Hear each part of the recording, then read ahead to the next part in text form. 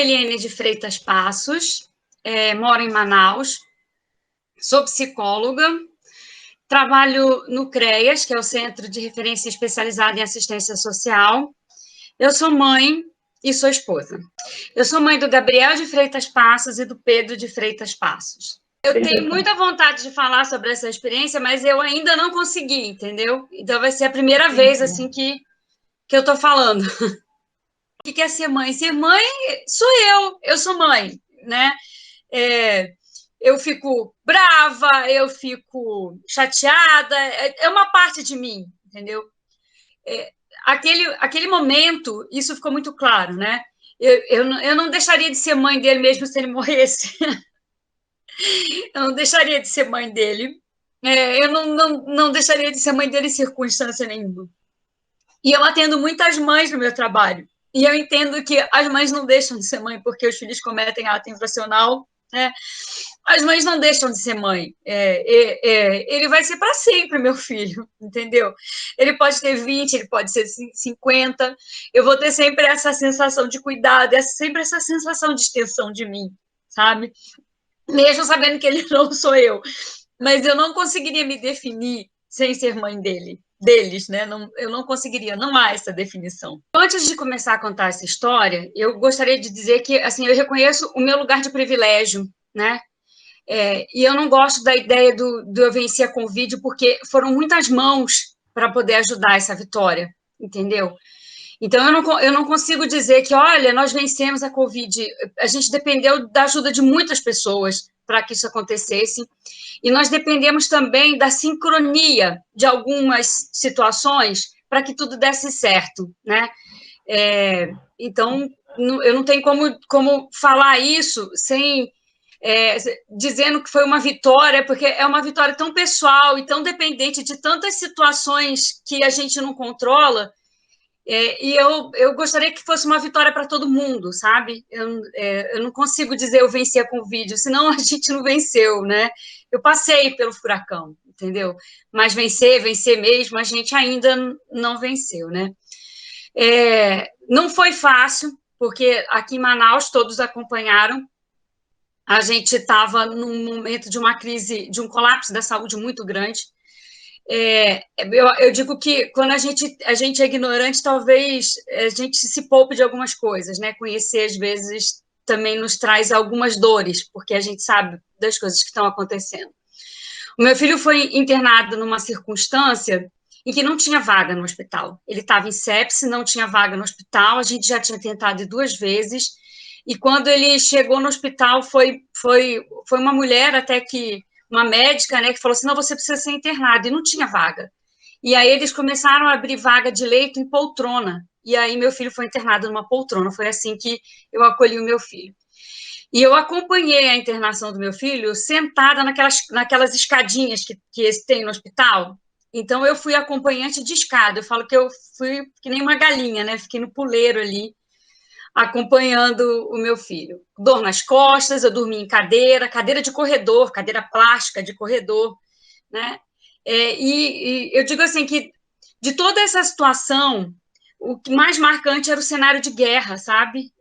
Eu não consigo descrever isso em palavras. A gente estava num hospital que era um hospital particular de referência aqui em Manaus. O nosso plano de saúde ele é muito bom. Meu filho estava numa poltrona. E não importava, você via pais chegando com os filhos falando, mas meu filho é engenheiro, meu filho não importa, sabe? Não tem a menor importância, isso não cabe ali, né? E a gente assistindo as cenas de horror, as pessoas chegando sem conseguir respirar, o oxigênio acabando. Então, quem precisava ir no banheiro não conseguia ir no banheiro porque não tinha o oxigênio, né? E foi essa cena que a gente assistiu. Quando eu digo que é cenário de guerra, porque foi a primeira vez que eu precisei torcer para alguma coisa ruim acontecer com alguém. Era uma briga horrível. De você saber que você está tirando a bala, né, que é o oxigênio, e você está usando para o seu filho, você sabe que outra pessoa precisa, mas você precisa salvar o seu filho, né? Eu acho que essa foi a cena mais horrível, foi a coisa mais horrível que a gente vivenciou. De ter que brigar, por exemplo, por vaga, porque no local que ele estava não estava bom, e ter que brigar por vaga por ele, sabendo que outras pessoas não teriam a vaga, né? Eu assim, de tudo. Foi tudo muito ruim. Eu acho que é por isso que eu não consigo falar e eu não consigo dizer que a gente venceu. Isso era para ser uma luta de todo mundo, né? No meio dessa história toda, a gente ainda tem que lidar com fake news, né? E as pessoas perguntando. Então, a pergunta é assim: tomou ivermectina, mas seu filho bebia, né? Porque essa situação também coloca a gente numa condição de responsabilidade pela doença que a gente não tem, né? Então, é como se você tivesse promovido a exposição. O meu filho não é de beber, o meu filho é caseiro, o meu filho não fuma. Mas, independente disso, dessas condições, qualquer um deveria ter atendimento, qualquer um deveria ter acesso a isso, né? Mas passa muito por isso, assim, a culpa é sua, né? A culpa é dele, alguma coisa aconteceu, vocês fizeram alguma coisa de errado, não tomou cloroquina, não tomou ivermectina, não tomou... era com essa situação que a gente tinha que lidar, não levou antes, o que aconteceu, né? Tem que brigar pelo oxigênio. Foi uma situação muito delicada para você ser mãe, né? O meu filho é independente, ele não mora mais comigo, ele veio para cá por conta da pandemia e da suspensão das aulas da faculdade dele, e eu vi o meu filho colocar o pescoço assim, em mim, me abraçar e falar assim: mãe, eu tô com muito medo, né? Eu voltei no tempo, eu tinha um bebê de volta, eu queria tirar ele dali, eu queria salvar ele de algum jeito, eu queria arrancar tudo dali e levar ele para casa, né? Ao mesmo tempo, aquela necessidade de proteger as pessoas, que você vê que as pessoas estão precisando também. Foi horrível, assim, não é algo que eu gostaria que ninguém mais passasse da profissão de psicologia. A gente acaba sendo um pouco mais sensível para algumas circunstâncias, né? Assim, óbvio que ali eu estava como mãe, mas eu não podia passar em nenhum momento esse desespero para ele. Então, era uma coisa que estava muito comigo, né? Eu não podia passar. E, ao mesmo tempo, tinha que ocupar o espaço de maneira agradável para todo mundo, né? Eu não sei, tipo assim, eu estava empoleirada lá e eu brincava com o pessoal do leito, uma mulher que estava muito pior do que ele, né? Então, essa percepção ajuda. Teve uma situação que foi muito peculiar, porque o meu marido, né, como pai, chegou uma hora que ele começou a exigir que meu filho saísse dali, que ele fosse para o quarto, porque na poltrona como ele estava, ele não conseguia nem pronar, e ele estava com muita dor. Então, a gente não conseguia ter muitas ações com ele, né? E aí ele começou a brigar por esse espaço. E a gente queria nem que fosse uma maca, um espaçozinho, um cantinho, só para ele poder esticar, sabe? E não tinha. E aí ele começou a brigar e tal, e o pessoal falou: pronto, então a gente conseguiu um espaço para vocês. E aí colocou ele no espaço, um ambulatório e tal, e era um espaço que tinha um monte de aparelho, né? Quando a gente entrou naquele espaço, que é aquele espaço com cortina, não é um quarto, né? Uma enfermagem, assim, quando a gente entrou, eu e meu filho, né, que ele foi com a bala e tal, ele ficou sentado na cama e ele não conseguiu deitar. A gente não conseguiu arrumar as coisas naquele espaço. E aí, quando chegou o enfermeiro, a gente falou assim: não é esse quarto que a gente quer, porque a nossa preocupação era que tinha muito aparelho ali que poderia servir para outras pessoas, né? Que estavam mais graves, porque a gente estava vendo isso acontecer, as coisas estavam acontecendo, as pessoas estavam bem graves ali. E a gente, não, ele não precisa desse quarto, né? E a gente pedindo para sair daquele espaço, porque outras pessoas poderiam utilizar melhor aquele aparelho. E aí, ao mesmo tempo, tem uma voz que fala assim, né? Mas e se ele precisar e não tiver? Entendeu? É muito. Foi uma situação. Assim, eu não tenho palavras para descrever, eu não consigo falar ainda aí sobre isso, né? Eu não consigo compreender ainda a dimensão disso. Mas a gente cedeu, a gente falou assim: não, a gente não precisa desse. E a gente cedeu e foi para um espaço que tinha só uma maca mesmo, né? E o oxigênio e pronto. Né? Eu acho que essa percepção desse movimento social, das necessidades do outro, né? de saber, porque dentro da minha profissão eu conheço muito das mazelas do outro, a gente acaba não ficando menos ensimesmado, né? A gente entende que precisa, de algum modo, alcançar as outras pessoas. E isso eu tento passar para os meus filhos também, né? Então, eu acho que isso, de algum modo, né, interferiu nessa atuação, porque seria muito mais fácil pegar o que estava com todos os aparelhos e a gente não conseguiu, a gente simplesmente não conseguiu. No hospital que nós estávamos, quando eu falo de oxigênio, assim, como é um hospital, porque a crise maior foi no hospital público, por isso que eu digo que a gente não venceu, e eu reconheço esse lugar de privilégio, né? Eu fico assim, arrepiada, né? Porque a gente sabe da dimensão que foi isso. A gente tem relatos de colegas de saúde que são de partir o coração, entendeu? Mas, enfim, eu reconheço isso. A gente ainda vivenciou a crise, o oxigênio estava acabando, porque, assim, no espaço que ele estava, não tinha nem o banheiro na sala. Ele precisava sair da sala e ir para um outro local para ir no banheiro. E como ele precisa beber muita água, ele precisa ir no banheiro. E para ir no banheiro precisava do oxigênio, porque ele não conseguia andar até o banheiro sem o oxigênio. E lá pelas tantas não tinha mais, não existia mais. Quando a gente fala bala, é aquele, né, aquele tubo do oxigênio, aquilo não tinha mais, era restrito. Então a gente tinha que brigar por aquilo para conseguir dar esse conforto, né?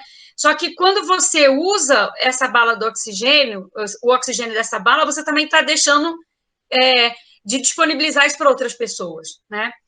Então, nós, assim, a gente fazia uma ação, não tinha como deixar para o técnico de enfermagem fazer. O técnico de enfermagem não dava conta pelo volume de pessoas que tinham. Era gente no corredor, cadeira no corredor, né?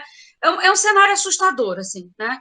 Então, a gente mesmo tomava conta, a gente corria atrás da bala, pegava a bala, colocava e a gente controlava o mínimo possível para gastar menos oxigênio.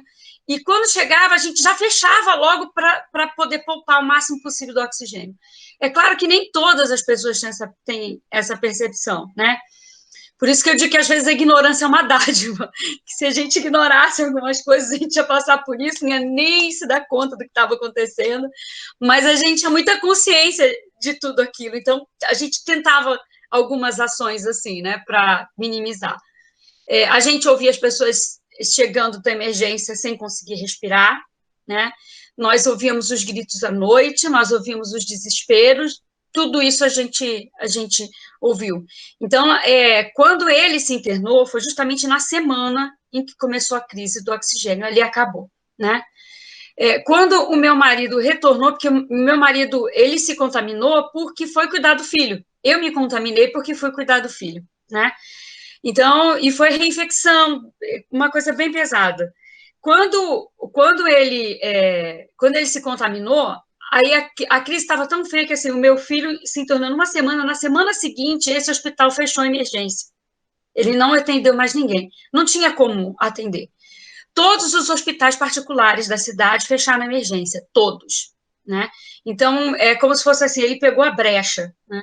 E depois o meu marido, passou essa semana, na semana seguinte meu marido internou, porque foi justamente a semana que abriu o hospital, né? No dia que abriu o hospital. Por isso que eu não consigo dizer assim, olha, eu venci a Covid, porque não é algo que dependa da gente. Entendeu? Eu vou endereçar primeiro para os governantes. Existe uma responsabilidade aí que a gente não tem como tirar. Existe uma responsabilidade.